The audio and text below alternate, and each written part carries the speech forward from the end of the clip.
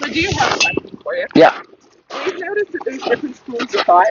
Some folks will bridle right on top of their rope halter. Hmm. I noticed you use a Makate, Hmm. so that gives you a line when you're working. What are your thoughts on rope or bridling over? Okay, I used to be, because Buck and Brian and Ray Hunt and all those guys, they were tough on that, and it was more about the look, right? More about horseman's pride. I'll say it from that standpoint, which I agree with. I will not wear my halter under my bridle. Having said that, because it just looks like a farmer, you look like a pig farmer, right? But having said that, I've never liked it, but but I'm no, not but here's sure. the practical application of that, Yeah. and you got to give it to you. What you guys do is you go out on the trail, and you don't necessarily have the setup that I have, then by all means keep that halter on, because I want it. We want to be safe all the time, Okay. and if that halter helps, or if you have to tie him somewhere, you don't tie him by the bridle. You got your halter. So that's the two schools of thought. So And the that was practical also the application. conflict there. Yeah, the practical application is, yeah, it will help. It will be a boon. It'll be good for you. So for what you guys do, but but I don't. But again, I have a setup to where maybe I don't need to. Right, with your Makate, Yeah, you've got yeah. I've got a lead strong rope, lead rope. and I'll show you how I if I have to tie my horse by my bridle with my Makate setup, I'll show you how I do it, where it doesn't pull on the mouth, it pulls on the pole, and just like a halter might. Okay. Yeah, I don't even like to do it that way, but if I have to, I'll tie them that way, and I know it's not going to tear their mouth up and all that. Hurt them Yeah, down. yeah, Right. yeah. But let me show you something about taking that halter off. This is fun, and Will, I want you to watch too, because this is just something. It's just a little thing, but it can save you a few minutes of time. I'm going to put my snaffle bit on over this halter, and then I'm going to take my halter off without taking my headstall and my bridle off. Okay. Okay? And it takes a little practice, but it's fun. So I get all set up. With my thing, I got to get set up. Got a So lot there. yeah, so I get his head over here like that. And you watch how I bridle. I bridle. This isn't just something I do. I learned this, and I had to change my ways because it's better for the horse. It's not. See, I start this way. There's my hand to guide him over. See, because I don't want him. I don't want to be chasing him like I said before, right? And I won't put my hand over and my thumb in behind his jaw until the second phase. But I do this first, and then I put it up, and the bridle goes under his chin, not in his mouth. The reason being is I kind of got him. So if he moved his head over, I can pull him back a little bit. Hey! There. And then I change hands. That's why I do it. I hold tension under his chin. Like that. Well, no, excuse me. I don't change hands yet. Sorry about that. Okay. Step one. It's so automatic. It's hard to Yeah. Yeah. I do change hands. Okay. Yeah. I had to think about it. I do change hands. Then I drop it. So first of all, let me start again because I'm confusing. I had to think my way through my steps. That's the first step, under the chin. The second step is change hands. The third step is drop the bit down to get ready to put in his mouth. So my left hand is going to help him do it. And you got, really extending out. yeah, because he's reaching for it. But he had to learn that. A feel following a feel. Now my thumb is here in case, right in the corner of his mouth. You probably do that too, just to massage that gum, and that helps him work his mouth a little bit. And then I allow that. As soon as I got a little bit of a gap, I pull up on with my right hand. Then I switch hands again. And now you do the ears. Yeah, outside ear first when I'm bridling, inside ear when I'm unbridling. Outside ear first. I just do it that way gently. Then with my loop rein, the first thing I do so he won't step in it should he get startled, I take it back and get it safely out of the way. Then, since I got my halter on, and that's the reason I did this, before I latch my throat latch, before I buckle it, I'm going to take my halter off, right? So. That's going to take some practice. Oh, he's got his Let me fix that. He got his chin strap in there. Yeah, he goes, I had leather. So I'll do the same thing over again. Make sure my chin strap's clear. Massage the gum. He opens his mouth. I lift up. Outside ear. Inside ear. Okay. Now, I take that halter off. I drop it. Take the nose band. Put it in his mouth. Oh. The nose band, right? I take it over the top of the snaffle bit, over the top. And now I'm above it. Then I go underneath. First it's over, then it's under, and now we got it off. So, if you were out on a trail and you wanted to take your halter off and you just didn't dare take your bridle off because in fear of he might run off and run home and leave you walking, that's a good way to do it. Okay. And if you got a young horse, you're just teaching to unbridle, and say you get a horse that you get that's really bad to unbridle. When you pull the bridle off, he just wants to tear off and run off. Well, that's why you keep your halter on, and then you take your bridle off, and then when he goes to leave, you got your halter, and say you're not going anywhere, stay here, and you get a little relief. But those are just for problem horses. Most horses you don't have that unless somebody puts that in them. Right. That's going to take some practice. Yeah. That's a little bit finagling. Cool. It is very cool. Yeah, it's very cool. And you'll find out how handy it is, especially for you guys in the kind of lifestyle you like to ride outside in the woods and out in the backcountry. Man, I don't want to get caught by myself or have to walk home like when Ford runs off or something like that, right? So that's just a little bit of a security backup for you. No, that's a really neat. We're gonna have to practice that. Yeah, that's definitely. So, otherwise, though, if you're not, doing that with your horse, do you just remove the bridle to begin? And you mean the halter? I'm sorry. Okay. Yes, I do. Okay. Here's how I go about if I'm going to do that, and I'm not going to keep the halter on. He's got the halter on, right? Let's just say like your horse has the halter on. I've already got him. To where he'll kind of stay with me with my arm over his neck, right? That's the first thing. So, because there's going to be it's momentary where I don't have control of him, momentarily. And then I do this. I take the halter in my left hand like this. Everything's up. I reach under and shift it over to my right hand, and I tie it. I tie it.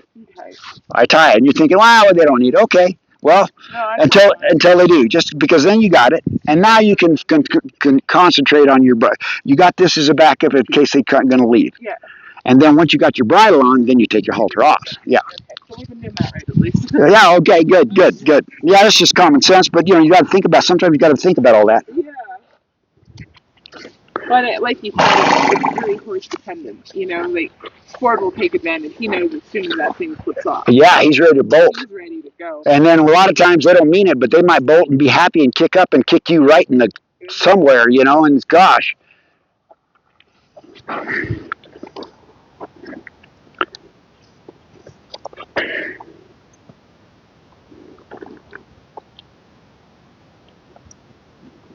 So, the first thing I do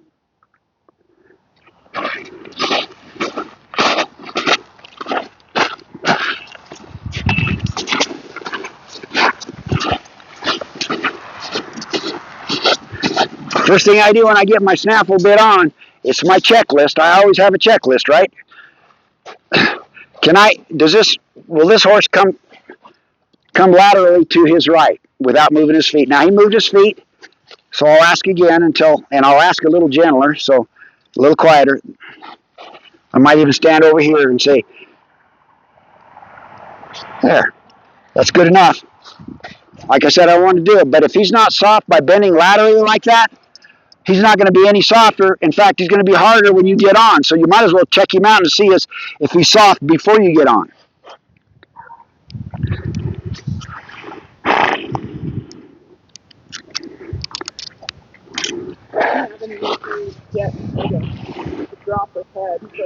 But see how you're doing that? Your right arm is probably in a bad position. You can get him to do that, but watch.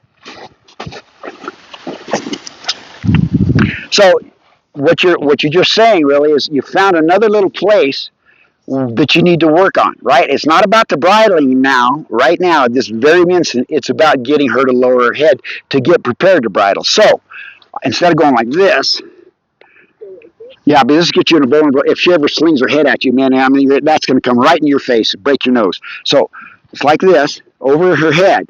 This hand is, just to help you here. So, and then once she's okay with that, you put your hand over here on top, right at the pole, like this, like that, right across her pole, behind her ears.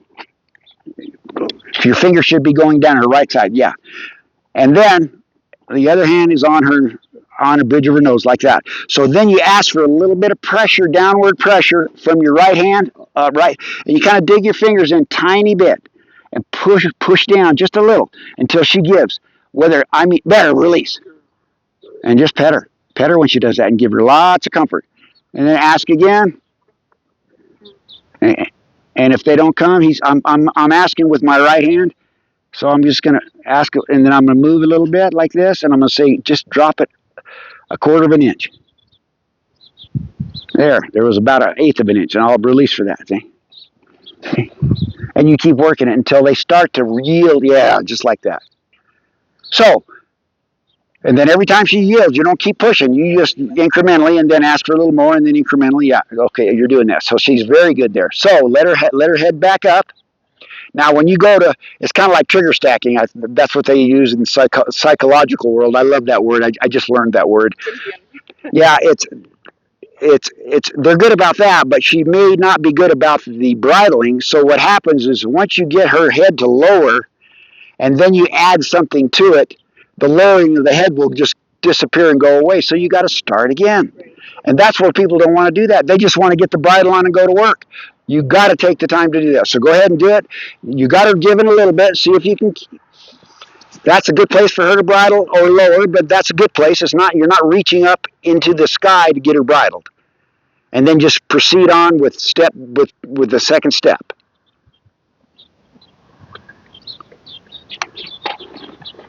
And see, that was a bit too much. She thought, I've lowered my head. I don't know how much release you were giving her, but she's thinking, I guess I wasn't giving enough release. I think maybe she wants me to move my feet backwards, so you got to release sooner. Right. All right, so here we go. So here, this is the part that yeah. The extension of the head. How do you? Well, no, they're not going to get that at first. Okay. That comes with, get her so comfortable with dropping her head that pretty soon she'll do that on her own. Yeah.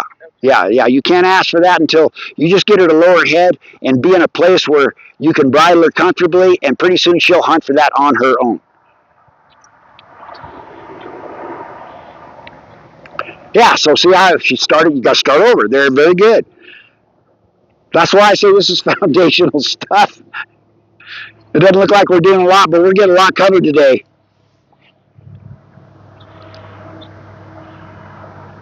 Good girl. Yeah, that was beautiful. Well, then don't ask her anymore, just for a second. When she lowered it that much, she did. Yes, on her own, I would just say, before you put that bridle on, I'd say, good. I'll just give you some release. She'll start searching to put her head down.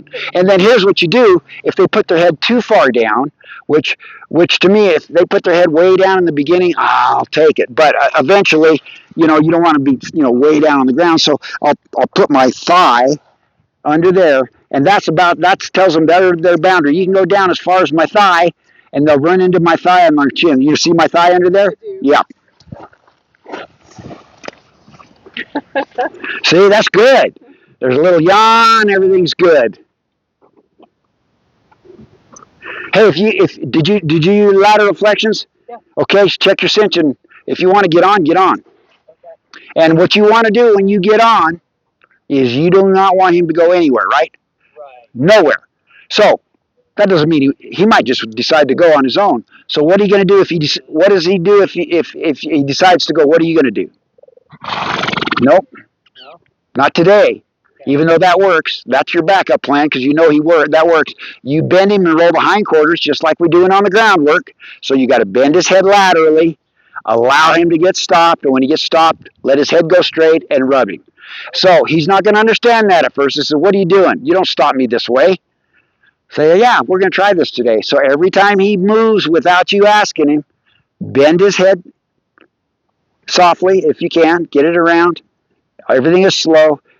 Ask with your inside, if you're going to bend his head to the left, your inside leg is going to help move that hip over to the right. And then when he does, release the head and rub him. All right. Well, I didn't see how you did it, but I didn't hear that was You did it beautifully. good. You actually opened your mouth and took the bit. Good. And look where her head is. Beautiful. That she's saying, yep.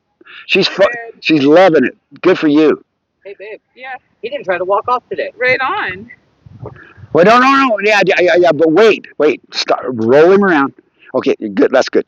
So, first thing you did is, even though we don't want to go, see, we don't want to go, so bend him and roll him, and then when he's hold his head bent until he comes to a standstill. Hold his head bent until he comes to a standstill. Get quiet with your body, your leg, everything goes quiet.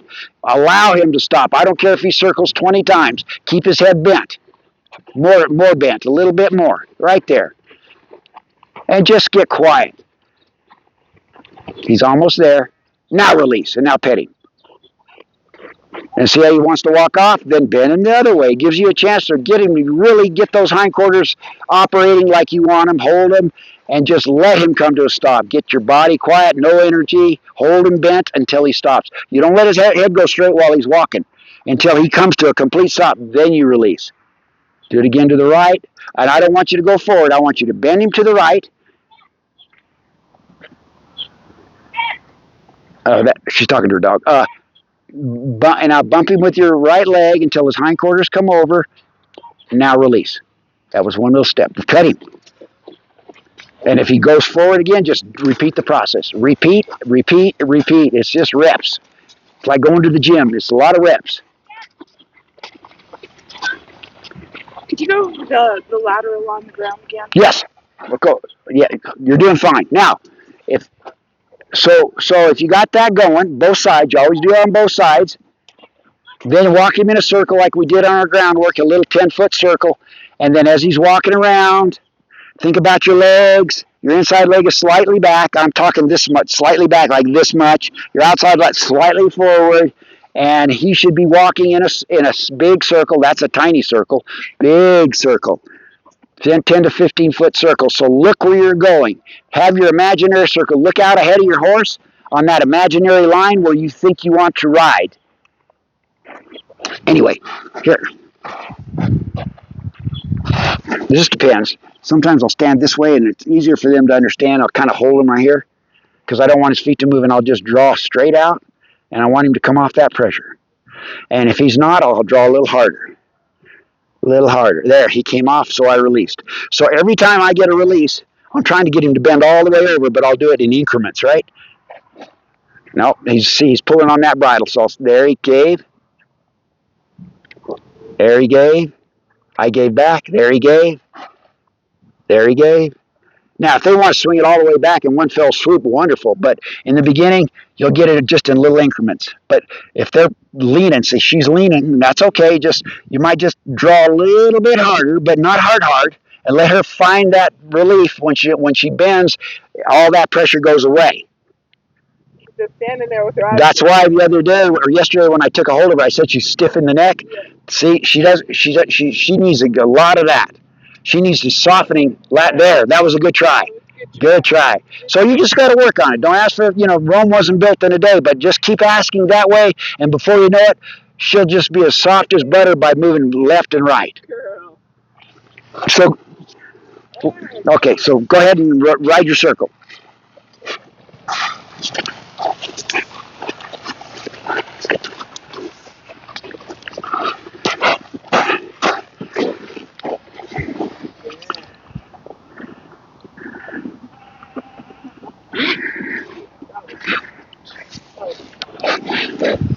So again, you do it until you think that it's good, and then you think that you'll be able to do it on her back. If you don't think you can get it on her back, do it a little bit more until you think you can get it on her back, at least that far, and then we'll do the same thing on her back. You'll just start doing some lateral flexions on her back.